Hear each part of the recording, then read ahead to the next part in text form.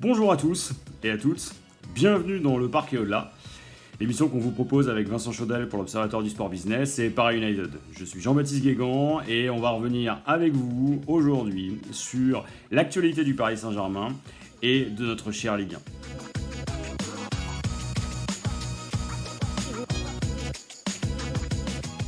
Le PSG vient de remporter une nouvelle coupe, c'est la deuxième en 2 semaines.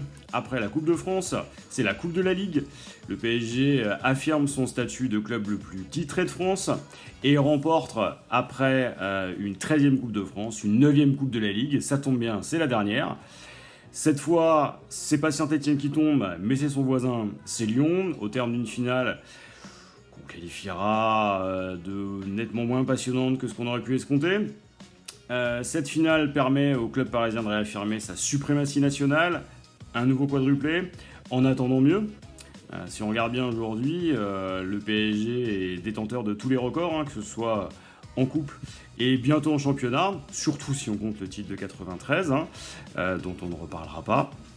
Le PSG est donc aujourd'hui le club phare en France, d'autant que sur les dernières années, c'est de très loin un club hégémonique, puisqu'on est à 8 titres en 9 ans.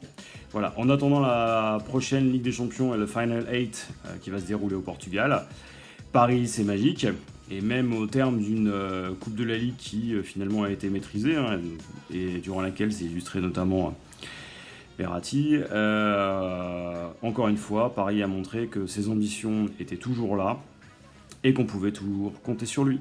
Alors oui, Jean-Baptiste, le PSG a gagné donc sa 9e Coupe de la Ligue. Alors on peut parler d'un titre à l'italienne, on peut parler aussi d'hégémonie, effectivement, sur le palmarès du football français depuis quelques temps, mais finalement le PSG n'est pas si différent que ce que l'on peut trouver dans d'autres pays, avec une hégémonie de la Juve en Italie, du Bayern en Allemagne.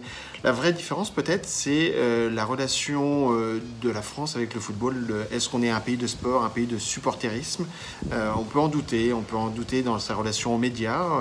On a pour une fois un club français qui a une chance de pouvoir aller au bout, et on est très critique par rapport à lui, pour certains points à raison, mais c'est quand même un point qu'il faut regarder. Et puis, ce week-end, il y avait aussi la finale de la Cup entre Chelsea et Arsenal.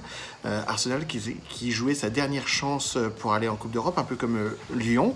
Eh bien, nous, en France, on préfère inverser le vendredi et le samedi pour le match de football et laisser Fort Boyard en prime time. Et puis, les Anglais, se contentent de faire juste un record d'audience, 8,2 millions de téléspectateurs pour ce match-là. Quelque chose qu'on n'aurait certainement pas vu en France. Voilà, une des questions que l'on peut se poser. Sommes-nous un pays de football ?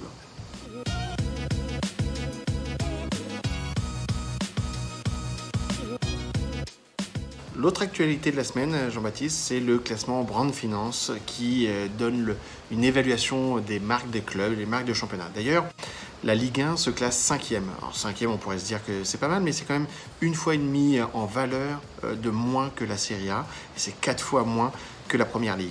La France arrive à placer 3 clubs quand même dans ce top 50 de la valeur des clubs. L'OM est 38e, l'OL est 30e et le PSG se classe 7e. Quels que soient les classements, que ce soit Forbes, que ce soit Football Benchmark avec KPMG, que ce soit Deloitte ou donc la Brand Finance, on a quand même un PSG qui, désormais, se classe régulièrement dans un top 10 des clubs et avec une valeur qui oscille autour du milliard. Voilà, donc c'est bel et bien la démonstration que le club parisien a changé de dimension.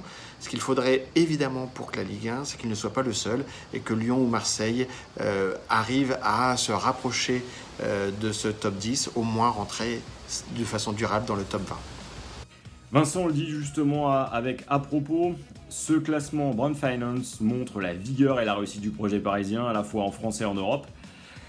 Le PSG est une nouvelle fois leader et on ne peut que s'en féliciter. Maintenant, il faut prendre un pas de recul par rapport à ce classement Brand Finance, comme par rapport au rapport Deloitte, KPMG ou Forbes. La valeur exacte des contrats n'est pas connue par ceux qui font ces rapports, ce sont des approximations. Au club, on les regarde toujours avec distance On pensera par exemple à la valorisation du contrat Nike et Jordan Brand. On pensera aussi à la somme exacte que représente le contrat All Accor. Bon, n'empêche que les résultats sont bons et permet d'étalonner le club par rapport aux autres et donc de montrer la vigueur du projet parisien. Une vigueur qui est d'autant plus significative que quand on regarde le dernier rapport Iki sur la médiatisation et le nombre de followers du club, on se rend compte que le PSG a pris une dimension sans commune mesure dans le sport français. Et c'est notamment confirmé par, on vous en parlera la fois prochaine, le case study qu'a accordé et finalement réalisé la prestigieuse Business School d'Harvard sur le cas du Paris Saint-Germain. En dehors de ces réussites-là, et on peut que s'en féliciter, ce qui va être intéressant, c'est de voir aussi ce que va devenir le club s'il va chercher un titre de champion d'Europe au terme du Final 8 qui aura lieu au Portugal, donc croisons les doigts.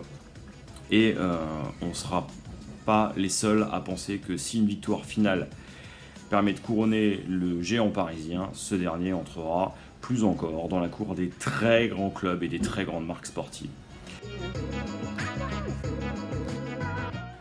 On vous en parlait la semaine dernière, le voici, pour les 50 ans, le livre qu'on a écrit pour PU avec Clément Pernia et Mousse. Une histoire populaire du PSG, sortie chez Hugo Sport. On vous expliquait déjà la semaine dernière qu'on allait vous faire gagner un exemplaire. Alors pour ça, c'est très simple, pas de questions tordues, pas finalement de choses extravagantes. On vous demande de vous abonner à la chaîne YouTube. On vous demande de vous abonner à la chaîne finalement de l'Observatoire du Sport Business et à nos comptes Twitter. Alors Jean-Baptiste Le Guéant pour moi, Vincent Chaudel. Le compte de l'Observatoire du Sport Business et de PU et on fera gagner donc d'ici une petite dizaine de jours justement cet exemplaire-là qui revient sur toute l'histoire du PSG. 50 ans d'une histoire passionnée, extraordinaire. Et qu'il l'est d'autant plus après la victoire en Coupe de France et en Coupe de la Ligue. Et donc un quadruplé, là encore historique, qui fait de Paris le club le plus titré de France. Cette histoire-là, donc on vous l'a fait gagner dans ce livre, sorti chez Hugo Sport. Et on attend que vous nous suiviez très nombreux. Merci à tous.